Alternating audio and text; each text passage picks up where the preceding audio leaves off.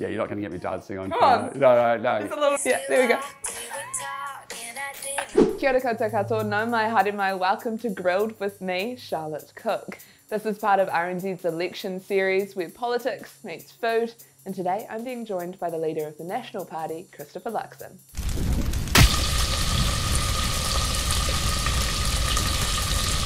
Kia ora, welcome to my kitchen, or our kitchen I am today. honoured to be with you today. I just said this is the funnest meeting I'm going to have all day, I reckon, so it'd be great. We're going to make an omelette this morning. Okay, cool. Because it's breakfast time. All right. Although I did have breakfast at 5 this morning. All right, so second breakfast. Second breakfast. Sort of like hobbits, really. Yeah, they have 2 breakfasts. They do. I actually watched Lord of the Rings for the first time a few days ago. For the first time? Yeah. When I was at Air New Zealand, I had the planes actually all decked out like dragons, you know, smog and all that stuff, and it was fantastic. Okay, well, my first question before we dive into the omelette is, are you a cookie or a chip man? Oh, cassava chip or the cookie? Yeah, I think we've got corn chips. Oh, you actually brought those along? Yeah. Oh, right. No, I'd definitely you got to go the cookie type. What does that say about you, do you reckon? It just says that I grew up in Christchurch and that business is based in Ashburton. And it started by the Noel brothers, and they did a really good job. And I remember even going to university day with us. They were a business case study. I'm just going to snack because I'm hungry. Yeah, well, you could. That's a good idea because this could take several hours. Yeah. Assembly line. So an omelette is quite a bold call. Why an omelette? Well, it's actually probably, if I have a bit of time on the weekend, it's sort of what I would ideally like to have for breakfast. We'll do a 4-egg omelette, I reckon. Okay. Yeah. And oh, yeah, go there. Yeah. Oh, this is. Oh no. No. I thought you might have gone and hard boiled them or that something for me as a bit of a gag. That would have been good TV.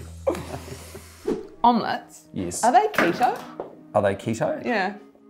I don't know. You don't know? No. Because I've heard rumours that you might be on a keto diet. No, I'm not actually. Someone else started that because someone gave me a keto cake for my birthday. Oh. When we had a staff celebration. But no, I'm just trying to, after 2 years in this job, I decided that actually I needed to get sort of good look at my diet and exercise and regime, you know, because actually it's a different routine. What is that going on here? Oh no. Oh, you bought brand new salt and pepper for me. Yeah. So good of you. So I just, 2 years in the job, it's pretty full on. So you're not sleeping that much, you eat poorly and don't get a lot of chance for exercise. So I thought, well, I'm going to take stock of that. Now this is a trick, we're going to put some water in. Okay. Yeah, otherwise it could be milk, but that'll be about right. We'll try that, eh? All right. Thinking about your home life when you were growing up, what kind of conversations did you have around the dinner table or the breakfast table perhaps? Well, a lot of Weetabix was consumed really because I'm oldest of 3 boys and awesome mum and dad. They had us young, so very young parents. It was interesting, my mum and dad left school at 15 and 16, and then as I said, they were married young, had me 10 months, 9 months, 11 months later. Mum actually ended up coming to university, probably the year I went there, and she did a diploma in social work. And then, and so it was really... Did you have your little matching backpacks together? No, but it was quite cool. And then actually I felt sorry for my brother because by the time Mum was at university, she was then doing sort of relationship advice on radio, on student radio. So I think it was a little more embarrassing for That's amazing. Matthew in particular. But when did you become political? Like, how did that become your I was always interested in politics, even if you'd met me as a teenager. Yeah. And I think, and then when I was probably about 19, I just always used to read, like I'd study a leader every year. I know it sounds weird, but I'd pick a leader, whether they were a community person or a business person or a political person. And so you sort of read a lot of books about different political leaders, and I'd study them for a whole year and read 5 or 6 books and watch a bunch of movies. And so you're kind of a nerd. Yeah, probably, yeah. An active nerd. An active nerd. Okay. Yeah. What do you do to stay active? What's the active I love a run and like a long distance. Oh, like a 5-8K run or something. We'll put another 2 eggs in here. So I quite like, but I like Amanda and I sort of go out fishing. You know, so we sort of jump in the boat and go out there and sort of hang some lines over. We're not very good at it, but we do have a lot of fun doing it. If we look at these ingredients that we've nicely got here, how much do you think it would have cost? Well, it's 500 grams of cheese. That's $11. This is what? 10 eggs, not a dozen eggs. Yeah, weirdo. Well, 6 is usually about like $7.80 or something, $8. So probably $10 almost there. No, $7, $8. That's $5, I'd say. I can't do that, 6, 5, 11, 22, and I reckon about $30 there. Yeah, for those items. Yeah, just for that. 32. Was that right? 32. Yeah. I bargain hunted on the cheese though. How much do you get the cheese for? 9. Yeah, that should be 11. So that's where the $2 is out. Just saying. Yeah. Seems like quite a lot for just omelette ingredients. It's a huge amount, right? I mean, it's a huge amount. And the stories are incredible out there in New Zealand at the moment. And I think that's the thing I get frustrated with sometimes being in Parliament about, is that I don't think people really understand what's going on for New Zealanders, you know. 1 out of 2 of us now worry about money on a daily basis. And I've actually spoken to parents and they are saying they skip meals because they can't afford the food for their kids. How does this meal rank in terms of the squeezed middle? When I think of squeezed middle, I think about... Right, let's go. Is it economically and fitspo? Is it approved both ways? Well, it's pretty healthy, yeah. I mean, it's pretty healthy. It's eggs, water, salt, pepper, a little bit of cheese, and everything else is pretty good. It'll keep us going for a little while. But this is sad, right? You know, people really can't afford cheese now. Yeah. You know, when you buy a kg of cheese at $20, it's quite something. So. Yeah. I want to know. Yeah. Are you actually a ginger? No, but I have 2 kids who are gingers. I've seen. Yeah, and they're very ginger. Flaming gingers. Yeah, and I'm just lucky that they've actually got hair. I think that's what I keep saying to them. Like, honestly, it's a miracle that they've got any hair, really. Can I ask, when did you lose your hair? Probably about 30, 20, like 30, early 30s, I'd say. Okay. Yeah. And it wasn't ginger, just for No, but it's a recessive gene. Okay. How would you describe yourself as a leader then? Oh, well, I mean, I'm pretty focused on the task at hand, and the goal of what we're trying to do. I'm a big believer in people, you know, I'm a big extrovert, so I get a lot of energy by talking to people. Yeah, it's a problem for my staff because they can't rely on me actually being anywhere on time. And then, I'm pretty calm and even. I don't get too high and I don't get too low. And I just believe in building teams, you know, and getting the best out of each one you've got on the team. Speaking of not getting too high and too low, what is your way to keep your mental health intact? I allow myself to pulse off and pulse on. So we're doing this right now. Yeah. There's a lot of emails coming in, there's a lot of phone calls coming in, a lot of people want me to be doing other things. But this is what we're doing. This is what we're doing right now. And so, more important than cooking? Yeah, more important than making a great omelette. Right? Or an omelette, let's not call it a great omelette. Yeah, let's not it's scrambled eggs at the moment. Let's not even give it that much. Let's not give it too much.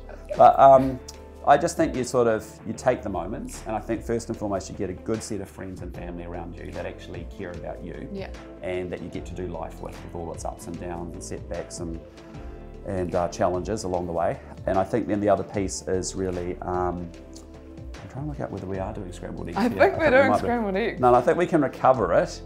No, I think it will bind a bit, so let's just see how we go. Yeah, and then I just think take the moments off. And for me, it's like hanging out with the kids, and you know, we listen to a lot of music and we have a lot of fun. Yeah, Taylor Swift, right?